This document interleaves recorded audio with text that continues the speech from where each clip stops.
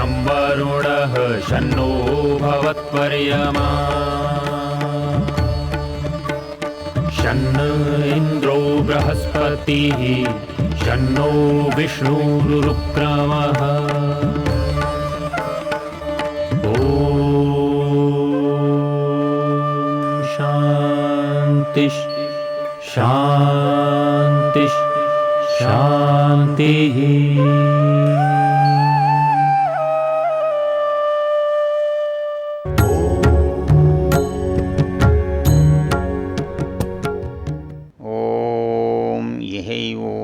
आर्निच्छति दयाज्यया वाचस्पतिर्नियच्छतु मय्ये वास्तु मयि श्रुतम।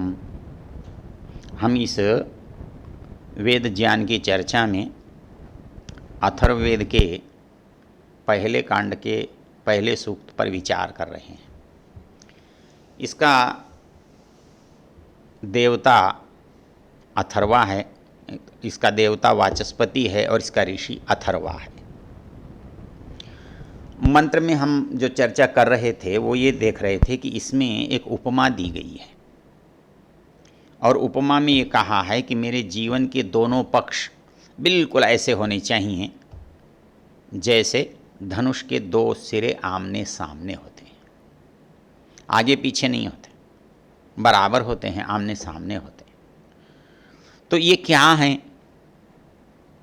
तो इसको जानने के लिए ये, क्योंकि हमारे लिए मनुष्य के लिए ये कथन है, तो ये दो सिरे क्या हो सकते हैं, दो बातें क्या हैं जिनको हमें एक साथ रखना है। तो उसको समझने के लिए हमें ये जानना, ये समझना पहली आवश्यकता है कि हम उस दो को कैसे देखें, क्योंकि दिखाई तो एक ही दे रहा है, शरीर ही दिखाई दे रहा है और हम इसी को मान करके काम कर रहे हैं। इसको भूख लगती है खिला देते हैं, इसको ठंडी लगती है इसको कपड़ा उड़ा देते हैं, ये कुछ बोलता है हम सुनते हैं, हम कुछ बोलते हैं ये सुनता है, ये चलता है ये आता है ये जाता है। हमको सदा ऐसा लगता है हम इस शरीर के रूप में एक हैं। ये बात हमारी समझ में कब आती है? जब हम मर जाते हैं। कोई भी मर जाता है, हम उसे क्यों कहते हैं कि मर गया? कहते हैं कि जो मरा है वो तो यहाँ और जो जिंदा था वो गया। जो मरा है वो तो पड़ा है, मरा कौन है? शरीर। और यदि ये शरीर ही सब कुछ होता तो जैसे पहले करता था अभी भी करता, लेकिन अभी सब कुछ होने पर भी कर कुछ भी नहीं रहा है। आँख होने पर देख नहीं रहा है, हाथ होने पर कर नहीं रहा है, पैर होने पर चल नहीं रहा है, कान होने के बाद सूंघ नहीं रहा है, मुख होने पर बोल नहीं रहा है, कुछ भी नहीं कर रहा। तो पता लगा कि कोई और भी इसके साथ था जिसके कारण से ये बोलता, चलता, करता, देखता, सुनता था। तो उस दिन हमें पता लगा इसमें दो हैं। और जिस दिन मनुष्य को ये पता लग जाएगा कि इसमें दो हैं, तो उस दिन उसका व्यवहार एक जैसा नहीं होगा, एक के साथ जैसा होता है वैसा नहीं होगा। जैसे किसी घर में यदि पता है कि बेटा एक है तो आदमी एक के लिए काम करता है, एक संतान है तो एक के लिए काम करता है, उसके मन में कभी दूसरे की बात आती ही नहीं है। लेकिन यदि घर में दो बच्चे हों तो क्या कभी कोई आदमी एक के लिए करे और दूसरे के लिए न करे? ऐसा कर सकता है क्या? वो ऐसा सोच सकता है कि मैं एक के लिए करूंगा दूसरे के लिए नहीं करूंगा? वो ऐसा कभी नहीं सोच सकता। तो वैसे ही मनुष्य इस शरीर में जब तक समझता है कि ये शरीर एक है, तब तक वो केवल शरीर के लिए करता है, शरीर के लिए सोचता है, शरीर से ही जीता है। लेकिन जब उसे पता लगता है जिसमें दो हैं, ये जीते जी पता लग सकता है, मरने के बाद तो दूसरों को पता लगता है, उसको क्या पता लगता है? मरने वाला मर गया, जाने वाला चला गया, शरीर पड़ा है, उस शरीर को क्या पता लगना है, जाने वाला तो चला गया। तो हमें जो पीछे रहे हैं उनको ये पता लगता है कि इस शरीर में एक नहीं है, इस शरीर में दो है। अब इसको हम समझ पाएँ या न समझ पाएँ, इसको ग्रहण कर पाएँ या न ग्रहण कर पाएँ, यदि हम फिर भी अपने को एक ही समझते रहेंगे तो वैसा ही व्यवहार करेंगे। और यदि हमको उस दिन ये लगे अरे इसमें दो हैं, तो फिर हमारा व्यवहार ऐसा नहीं हो सकता कि हम केवल एक की चिंता करें और दूसरे की न करें। ऐसी परिस्थिति में दोनों चीज़ें करनी पड़ेंगी। हमारे शरीर के रूप में भी हम हैं और शरीर को धारण करने वाले आत्मा के रूप में भी हम ही हैं। तो ये हम दो हैं। जब तक इस शरीर के साथ हैं तो ये शरीर भी हमारा है, हम ही हैं। जैसे हम अपनी वस्तु का संरक्षण करते हैं, उपयोग करते हैं, सावधानी से रखते हैं, बचाते हैं, उसको अपना मानते हैं, तो वैसे ही आत्मा के साथ जब तक ये शरीर रहता है तब तक ये आत्मा का है, उसका अपना है, वह ही है। इसी के माध्यम से वो सब करता, देखता, सुनता, चलता, पढ़ता, खाता, पीता, सब कुछ इसी के द्वारा करता है। जब कोई किसी पर निर्भर होता है तो हम कहते हैं भाई हमारा तो यही सहारा है, हम तो यही हैं, ये जो कहता है सो ही करते हैं, जो खिलाता है सो ही खाते हैं, जो बोलता है सो ही सुनते हैं। तो वैसे ही मनुष्य जब तक एक के बारे में सोचेगा तो एक के बारे में ही करेगा, एक के बारे में ही सुनेगा, एक ही जान करके बात करेगा। यदि किसी को ये भान हो जाए, ये सत्य का बोध हो जाए कि हम दो हैं, तो आप कल्पना करके देखिए कि क्या ये संभव है कि हम ये जानते हुए कि हम दो हैं और हम एक के लिए काम करें और दूसरे के लिए न करें? ऐसा होगा? ऐसा कोई कर पाएगा? इसलिए ज्ञान की आवश्यकता कहाँ है? ज्ञान की आवश्यकता इसमें है कि हमको जो वास्तविकता है उसको समझना, उसको जानना चाहिए। संसार की वस्तुओं की वास्तविकता तो हम जानने का यत्न करते हैं, कौन सा खनिज है, कहाँ निकलता है, क्या उपयोग में आता है, कैसे उसका उपयोग करना है, कैसे उसका शोधन करना है, कैसे उसको मिला करके कुछ बनाना, सब कुछ करते हैं। किंतु हमारा वो ज्ञान हमारे लिए कार्य में नहीं आता है कि इस शरीर के बारे में हम सोचें कि हम एक हैं, हम दो हैं, दो हैं तो किसके लिए क्या करना होगा। मंत्र ये कह रहा है कि तुम जिस दिन ये समझ जाओगे कि तुम दो हो, तो फिर उस दिन तुम किसी एक के लिए काम करो, ऐसा नहीं होगा। तुम्हारे घर में दो बच्चे हैं, तुम दोनों को ही समान खिलाते हो, दोनों को ही समान पढ़ाते हो, दोनों को ही समान प्रेम करते हो। ऐसा नहीं होता कि किसी एक को प्रेम करो और किसी के दो को करो। एक सज्जन, उनके दो पुत्र, दोनों ने आपस में कुछ असहमति कर ली, एक से दूसरे को रुष्टता हो गई। वो कहता था वो गलत है, वो कहता था वो गलत है। पिता के सामने बात गई। पिता कहता है मुझे नहीं पता कौन गलत है, मेरे लिए तो मेरे ऐसा लगता है कि दोनों ही मेरी आँखें हैं, मैं कौन सी आँख को गलत कहूँ और कौन सी को सही कहूँ। इसलिए मनुष्य जब ये समझ लेता है कि हम दो हैं तो फिर वो अन्याय नहीं कर सकता, मूर्खता नहीं कर सकता, पक्षपात नहीं कर सकता। उस समय उसका व्यवहार बदल जाएगा, क्योंकि समस्या दूसरी है। समस्या ये है कि शरीर तो है भौतिक और आत्मा है अभौतिक चेतन। अब हम दो हैं, हम शरीर भी हैं, हम आत्मा चेतन भी हैं, दोनों साथ हैं। तो ऐसी स्थिति में न तो हम शरीर के साथ अन्याय कर सकते हैं, न हम आत्मा के साथ कर सकते हैं। हमें इस शरीर के भी भोजन, छादन, निवास, सुख दुख का चिंतन करना होगा, इसकी रक्षा करनी होगी, इसकी उन्नति करनी होगी, इसको बनाकर रखना होगा, क्योंकि इसके बिना वो नहीं चलता, उसके बिना इसका कोई मूल्य नहीं। आत्मा नहीं है तो शरीर मिट्टी है, और शरीर के पास आत्मा नहीं है तो आत्मा निष्क्रिय है, आत्मा के पास सामर्थ्य नहीं है। अपना सामर्थ्य कितना भी हो, यदि उपकरण नहीं हो तो कैसे कोई जिएगा। नानुपकरणस्य जीवितम, साधन के बिना कोई भी काम नहीं हो सकता। जब हाथ मेरे पास है लेकिन मैं काटूंगा किससे? दरांती से, कुल्हाड़े से, चाकू से, जैसी चीज़ काटनी है वैसा साधन मुझे चाहिए, तब हाथ काम करता है। तो वैसे ही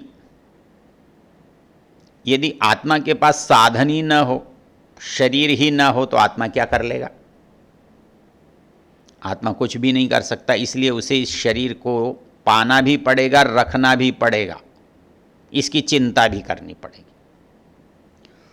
और जब इन दोनों चीज़ों को, हमारे महत्व को हम समझेंगे कि इसको रखने के लिए मुझे संसार की जानकारी चाहिए, क्योंकि ये बना ही सांसारिक तत्वों से, ये काम भी संसार में ही करता है, ये जानता भी संसार के बारे में ही अधिक है, तो इसलिए मुझे इसका भी चिंतन करना है। फिर इसमें भी दो तरह के हैं। एक तो चीज़ है जो स्थूल भूतों से बनी हुई है, एक चीज़ है सूक्ष्म भूतों से बनी हुई है। मन बुद्धि इंद्रियां सूक्ष्म हैं, जबकि शरीर स्थूल है। तो स्थूल शरीर का चिंतन करना ये मन बुद्धि इंद्रियों के माध्यम से होता है। तो मन बुद्धि इंद्रियां इस शरीर को भी ठीक रखती हैं, और मन बुद्धि इंद्रियां आत्मा के लिए भी काम करती हैं। तो मन बुद्धि इंद्रियों से यदि हम ठीक तरह से काम लें तो आत्मा के लिए भी काम करेंगे और शरीर के लिए भी काम करेंगे। यदि ये संसार निरर्थक होता तो ये होता ही क्यों? नचिकेता को यमाचार्य ने कहा है, अनित्यई द्रव्यई प्राप्तवान अस्मि नित्यम। ये संसार अनित्य है और अनित्यों से नित्य की प्राप्ति होती नहीं है, ये सामान्य नियम है। किंतु इस शरीर के बिना परमेश्वर नित्य नहीं पाया जा सकता, जबकि शरीर स्वयं अनित्य है। तो वैसे ही सांसारिक पदार्थ अनित्य हैं, लेकिन इन सांसारिक पदार्थों का यथोचित उपयोग करके आत्मा नित्य को प्राप्त करता है। यदि अनुचित उपयोग करेगा तो अनित्य में फंस जाएगा, और इनका उचित उपयोग करेगा तो नित्य की ओर चला जाएगा। तो इसलिए हमारे शरीर में हमारी जो परिस्थिति है उसको हमें समझना चाहिए, समझना होता है, तब हम आगे काम कर सकते हैं। हम ये समझें कि शरीर में जड़ और चेतन दो चीज़ें हैं, शरीर जड़ है और आत्मा चेतन है। इसके साथ साथ इन दोनों के बीच में एक और चीज़ है जिसे मन और इंद्रियां बुद्धि कहा है।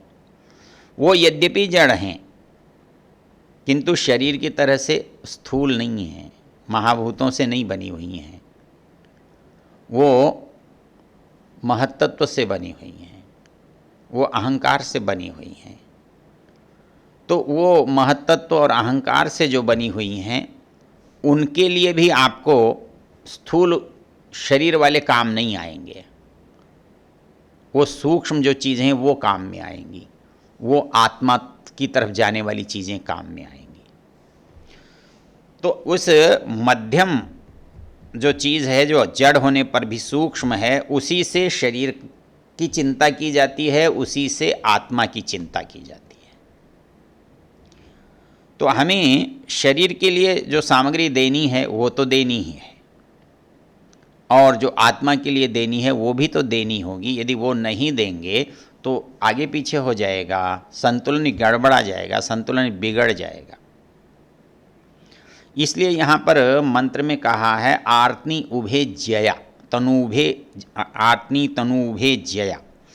तो जो ज्या है उसके द्वारा से दोनों का सिरा जो है आमने सामने है, अर्थात इस संसार में आकर के मन बुद्धि इंद्रियों का ऐसा उपयोग करना है जिससे इस शरीर का भी बल बढ़े, सुरक्षा हो, सदुपयोग हो, और आत्मा को भी ज्ञान मिले, प्रकाश मिले, उसका प्रयोजन उद्देश्य मिले। वो दोनों साथ साथ चलने चाहिए। इसके लिए दो शब्द आते हैं। वैशेषिक दर्शन में ये परिभाषा की है कि भाई धर्म कहते किसे हैं। धर्म एक व्यवहार है, आचरण है। आचरण तो सारे ही हैं। चोरी करना भी एक आचरण है, डकैती डालना भी आचरण है, बलात्कार करना भी आचरण है। आचरण है, उससे क्या? कहता है कि धर्म ऐसा आचरण है जो दोनों को सिद्ध करता है, दोनों की प्राप्ति कराता है, दोनों में संतुलन स्थापित करता है। इसलिए वैशेषिक ने एक सूत्र लिखा है, यतो अभ्युदय निश्रेयस सिद्धि स धर्म। अर्थात ऐसा काम जिससे अभ्युदय और निश्रेयस दोनों की प्राप्ति हो उसे धर्म कहते हैं। केवल निश्रेयस धर्म नहीं है और केवल अभ्युदय भी धर्म नहीं है। अभ्युदय और निश्रेयस दोनों मिल करके धर्म बनते हैं। तो अभ्युदय क्या करता है? जो सांसारिक हमारी आवश्यकताएं हैं, सांसारिक पदार्थ हैं, उनको हमारे पास प्राप्ति, उनका उपयोग, उनकी योग्यता हमको पता होनी चाहिए। हमारे पास उनकी कोई कमी नहीं होनी चाहिए, उनमें कोई त्रुटि नहीं होनी चाहिए, उनमें कोई गलती नहीं होनी चाहिए, उनमें रोग नहीं होना चाहिए। रोग बाधा है, भय शोक बाधा है। तो हम कैसे हों? तो हमारे पास जो कुछ है वो ऐसा हो जो हमारे लिए उपयोगी हो, लाभदायक हो, हमारी प्रगति उन्नति का सहायक हो। तो ये है अभ्युदय। निश्रेयस का सामान्य अर्थ होता है कल्याण। श्रेयस, श्रेय कल्याण को कहते हैं। निश्रेयस का अभिप्राय है अत्यंत निश्चित रूप से, निश्शेष रूप से, समग्र रूप से जो हमारा कल्याण कराने वाली बात है उसे निश्रेयस कहते हैं। अर्थात जो ज्ञान विज्ञान है आत्मा का, जो साधना की संपत्ति है, जो उपासना का हमारा व्यवहार है, ये हमको निश्रेयस दिलाने वाला होता है। तो यहाँ कहा गया यतो अभ्युदय निश्रेयस सिद्धि स धर्म। तो धर्म वो है जो अभ्युदय और निश्रेयस दोनों को देने वाला है, और हमारे इस धर्म का नाम है, क्योंकि वेद से प्रतिपादित है इसलिए वैदिक धर्म है। ये मंत्र में समझाया है। ओ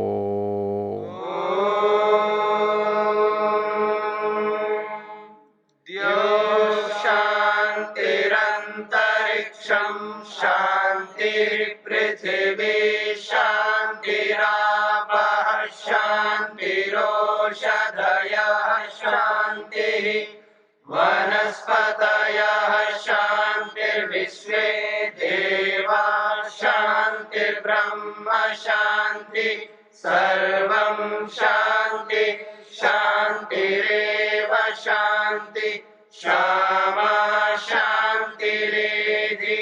ओम शांति शांति शांति।